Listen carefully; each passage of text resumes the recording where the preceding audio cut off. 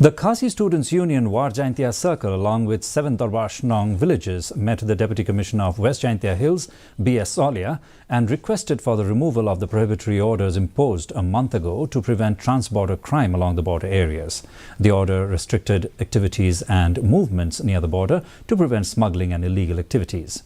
The NGO, however, said that there are better ways to address these issues without infringing on the rights of the local people, even as they added that the move has affected the livelihood of the people residing along the border areas.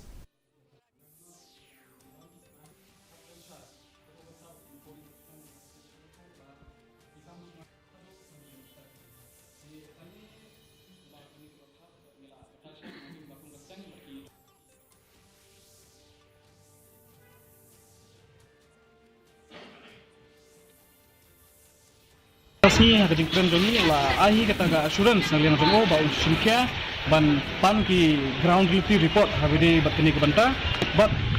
nalor kani ga 144 unsau watak begini taki kenan an ban tek lakam ye kita social anti social elements ni ki illegal smuggling ini kini kam ki ba tak ya kata security ni security jongga di India ni kum sang la dawan bisi ba unbeng no kini ga notification bala panjari but baun nom extension din bakut jong kena apa na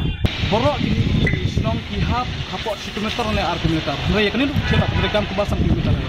di kani directly kata ya ka sinong ka thau katra ka kata ya ka jing lai lu jing song lai lu nong lai nong wan hapot ka sinong lajong timuk mingko ba tunban kata ka jing sekte nong sinong hi ude ban em lai lu ka sinong lajong